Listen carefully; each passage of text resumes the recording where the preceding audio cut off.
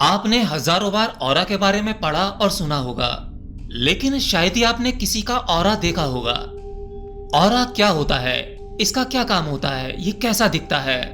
Aura को योग की भाषा में आभा मंडल कहते हैं। आपने हिंदू धर्म के देवी देवताओं की फोटोज तो देखी होगी। उन फोटो में देवी देवता के सर के पीछे एक प्रकार का ऊर्जा का घेरा बना होता है, उसी को आभा मंडल कहते हैं, यानी ऑरा। ऑरा को हर इंसान देख नहीं सकता, लेकिन हर एक इंसान इसे महसूस अवश्य कर सकता है। तो चलिए आज की वीडियो में मैं आपको बताऊंगा कि आप किसी का भी ऑरा कैसे महसूस कर सकते हैं। और अगर किसी का ऑरा बिल्कुल खराब है, जिसके कारण उसकी लाइफ में सब कुछ नेगेटिव चल रहा है, उसके हर एक काम बिगड़ जाते हैं, लोगों से बनती नहीं है, ऐसे व्यक्ति को देखते ही लोग नेगेटिव हो जाते हैं, जिसका सीधा सा अर्थ यह है कि उसका ऑरा खराब है। तो उसे ठीक कैसे करना है, हम ये भी जानेंगे। बेसिकली ऑरा हर एक वस्तु, हर एक जीव जंतु का होता है। यह एक प्रकार का एनर्जी फील्ड होता है। देखिए, अगर आप मुझे लंबे समय से फॉलो कर रहे हैं और हमारी वीडियोस को सुनते हैं, तो आपको यह तो पता होगा कि ब्रह्मांड की हर एक चीज, चाहे वो ठोस हो या तरल हो, वस्तु हो, जीव जंतु हो या मनुष्य हो, हर एक चीज का अस्तित्व ऊर्जा के कारण है। हमारे शरीर में अरबों खरबों सेल्स हैं, अर्थात मैं कहूँ कि हमारा शरीर सेल से बना हुआ है और हर एक सेल में ऊर्जा होती है। ऐसे ही खरबों सेल्स जुड़कर इस शरीर का निर्माण करते हैं। तो जब ऊर्जा को किसी शेप में बंद किया जाता है, तो उस ऊर्जा की तरंगें बाहर तक निकलती हैं और एक विशेष प्रकार का आकार लेती हैं। जैसी जिसकी ऊर्जा होगी वैसा ही उसका आकार बनेगा, यानी ऑरा का आकार बनेगा। लेकिन ये हमारी आंखें केवल भौतिक चीज को देखने के लिए उपयोगी होती हैं। हम इन आंखों से सूक्ष्म चीजें या ऊर्जा को नहीं देख सकते।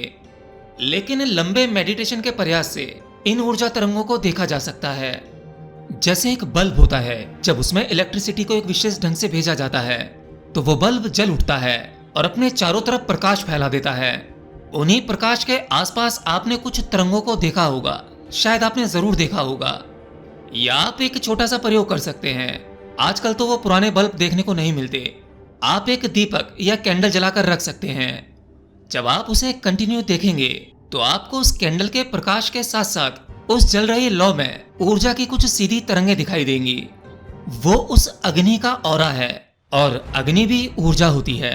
अग्नि के ऑरा को हम इसलिए देख पाते हैं कि ये बहुत ऊपरी बात है, पर जब किसी मनुष्य के ऑरा के देखने की बात होती है, तो ये कुछ भीतरी बात हो जाती है, जिसे कुछ ज्ञानी जन या वो व्यक्ति जिसने अपने जीवन में बहुत अधिक त्राटक किया हो, बहुत अधिक मेडिटेशन किया हो, वो किसी भी व्यक्ति के ऑरा को देख सकता है और महसूस कर सकता है।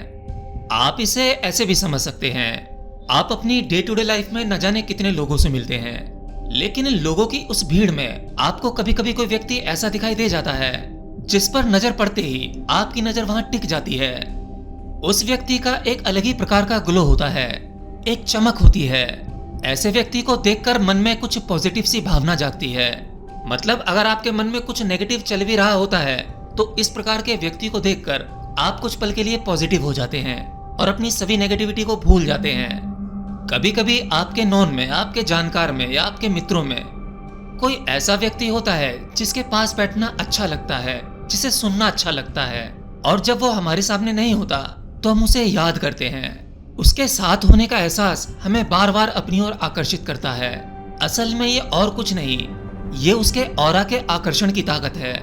हमारे प्राचीन समय में योगी मुनि तपस्वी लोग बेशक बूढ़े दिखते थे, लेकिन उनका ऑरा इतना जबरदस्त, इतना आकर्षित होता था कि जो उन्हें एक बार देख ले, बस नजरें वहीं टिक जाती थीं।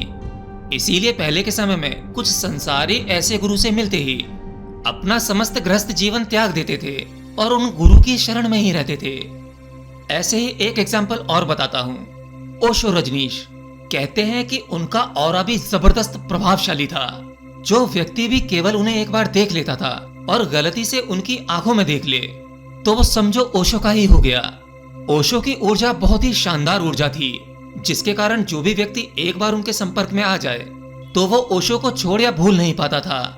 इसीलिए उस समय जब ओशो शरीर में थे, तो ज्यादातर वो लोग जो उनसे मिलने जाते थे या जो उन्हें एक बार देख लेते थे, वो ओशो के सन्यासी हो जाते थे, अर्थात वो उन्हीं के हो जाते थे।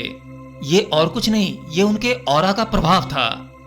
अब दूसरी तरफ आपने कुछ ऐसे व्यक्ति को भी देखा होगा अपने आसपास जिससे कुछ लेना नहीं देना नहीं, उसका ऑरा कमजोर है, टूटा फूटा है, ऐसे व्यक्ति के संपर्क में आते ही आपके मन में नेगेटिविटी आ जाती होगी।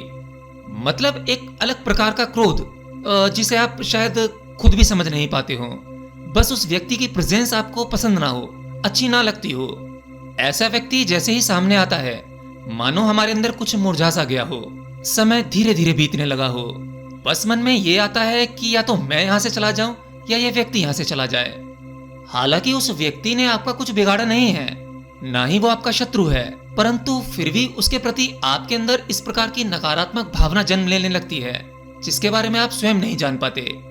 तो इसका अर्थ केवल इतना है कि उस व्यक्ति का ऑरा यानी उसका ऊर्जा का जो घेरा है वो नेगेटिव तरंगे छोड़ रहा है, जिसका प्रभाव उसके आसपास के वातावरण में फैल रहा है, उसको प्रभावित कर रहा है, जिससे लोगों के सामान्य विचार भी प्रभावित हो जाते हैं। तो किसी व्यक्ति का ऑरा इतना खराब क्यों हो जाता है कि जिसके कारण उसके आसपास के लोग भी प्रभावित होते हैं, और वो व्यक्ति स्वयं भी अपना जीवन इतना ज्यादा प्रभावित कर देता है, अर्थात इतना नेगेटिव कर लेता है कि मानो उसके जीने का कोई आधार ही ना हो। तो इसका कारण है उसकी मानसिकता। हो सकता है उसके जीवन में कोई ऐसी घटना हो गई हो, ऐसी कोई नकारात्मक घटना, जिसके कारण वो उस ट्रॉमा से बाहर ही नहीं निकल पाता हो, और वो निरंतर उसी के बारे में सोच रहा हो। उसके मन में एक अजीब प्रकार का डर घर कर लेता है।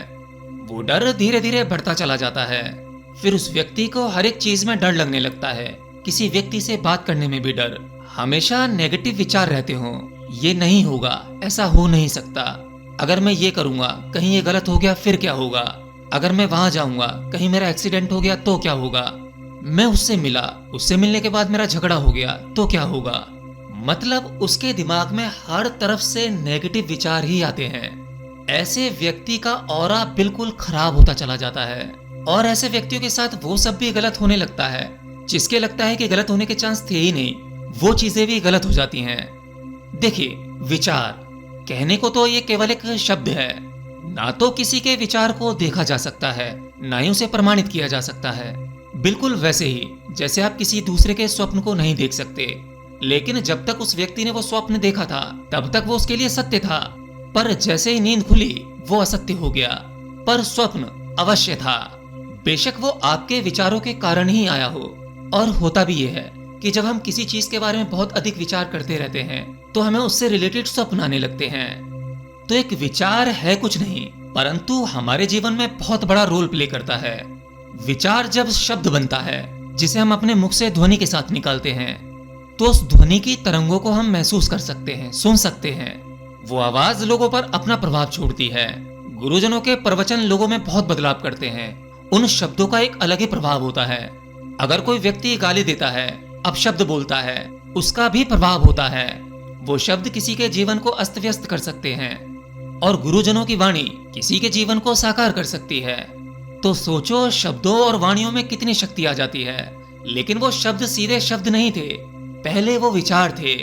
शब्दों की अपनी वाइब्रेशन होती है, विचारों की भी वाइब्रेशन होती है, और आपके भीतर जो भी विचार चल रहे होते हैं उन सब की वाइब्रेशन, वो तरंगे, वही घेरा क्रिएट करती है आपके आसपास। उसी सर्कल को ऑरा कहते हैं। तो ऐसा तो हो ही नहीं सकता कि किसी व्यक्ति का ऑरा ना हो। हर व्यक्ति सोचता अवश्य है, विचारता अवश्य है, और बोलता भी अवश्य है। जिस ऊर्जा को विचारों में इस्तेमाल कर रहा है, फिर वो विचार ध्वनि में बदल रहे हैं या ना भी बदल रहे हैं, परंतु विचार तो उसके भीतर निरंतर चल ही रहे हैं। तो जो निरंतर उसके भीतर मौजूद है, उसकी तरंगें सदैव बाहर निकलती रहती हैं, और वही तरंगें आपके आसपास एनर्जी फील्ड बनाती हैं। इसी को ऑरा कहते हैं। अब ये जान लेते हैं कि हमारे आसपास जो एनर्जी फील्ड बनता है उसका स्रोत क्या है। तो उसका स्रोत है हमारे 7 चक्र, अर्थात कुंडलिनी।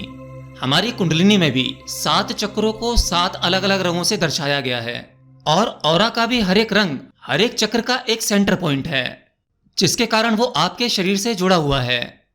सबसे पहला चक्र है मूलाधार चक्र, जो आपकी स्थिरता को दर्शाता है। जब ये चक्र संतुलित होता है तो आप जमीन से जुड़ा हुआ महसूस करते हैं। दूसरा है स्वादिष्ठान चक्र, ये आपकी इमोशनल और क्रिएटिव ऊर्जा का सेंटर होता है। तीसरा चक्र है मणिपुर चक्र, ये आपके आत्मविश्वास का केंद्र है। चौथा चक्र है अनाहत चक्र, यह चक्र आपके प्रेम और करुणा से जुड़ा हुआ है। फिर होता है विशुद्धि चक्र। ये चक्र आपके एक्सप्रेशन और कम्युनिकेशन का सेंटर होता है। छठा चक्र है आज्ञा चक्र, इसे थर्ड आई भी कहते हैं। ये चक्र हमारे इंट्यूशन और विजडम का प्रतीक है। सातवां और आखिरी चक्र है सहस्रार चक्र। ये चक्र हमारे स्पिरिचुअल कनेक्शन और अवेयरनेस को दर्शाता है। तो जब ये सभी चक्र संतुलित रहते हैं तो आपकी मनोस्थिति और आप पूरी तरह से संतुलित रहते हैं, जिसके कारण हमारा ऑरा सुंदर रहता है। इससे हमारी ऊर्जा या कहूं ऑरा बैलेंस्ड रहता है। और जब कभी भी इन चक्रों का संतुलन बिगड़ने लगता है तब हमारा ऑरा धुंधला और कमजोर हो जाता है, जिसके कारण आपकी लाइफ भी धुंधली होने लगती है। लाइफ से हैप्पीनेस चली जाती है। तो इस तरह से हमारा ऑरा काम करता है, जो निरंतर बदलता भी रहता है। अब सवाल उठता है, क्या कोई ऐसा तरीका है कि अपने ऑरा को बैलेंस किया जा सके? तो हाँ, इसके लिए बहुत से तरीके हैं। आप ऐसा कोई भी तरीका अपना सकते हो आपको पॉजिटिव रखता हो। अगर आप चाहें तो इसके लिए विधि भी कर सकते हो। त्राटक मेडिटेशन इसके लिए बेस्ट है। अगर आप निरंतर 21 दिनों तक त्राटक करते हैं, जिसमें कि दीपक या कैंडल त्राटक या फिर मिरर त्राटक, दोनों में से आप कुछ भी कर सकते हैं। कम से कम 15 मिनट तक करें। दूसरा तरीका, अगर आपके मन में किसी के प्रति गलत धारणा है, किसी के प्रति क्रोध है, पर आप वो क्रोध निकाल नहीं पा रहे, तो अपने आप को एक कमरे में बंद करें, साउंड प्रूफ कमरा। तेजी से म्यूजिक चलाएं और खूब जोर से जितनी आपके अंदर ताकत है पूरी ताकत लगाकर चिल्लाएं। अगर रोना आए तो खूब रोएं। जितना अंदर भरा हुआ है वो सारा बाहर उलट दें और फिर उसके बाद 15 मिनट बैठकर आंखें बंद करके ध्यान करें। केवल आंखें बंद करके बैठे रहें और अपने भीतर जो चल रहा है उसे देखें। संभवतः अब आपके भीतर इतनी उथल पुथल नहीं चलेगी, लेकिन बस भीतर देखने का प्रयास करें। इससे आपका ऑरा 21 दिन में जबरदस्त हो जाएगा और आप एक नई ऊर्जा से भर जाओगे। आपको अपने भीतर और चारों तरफ केवल पॉजिटिविटी दिखाई देगी। एनीवे, आज के लिए इतना ही। मिलता हूं नेक्स्ट वीडियो में, तब तक के लिए जय श्री कृष्ण।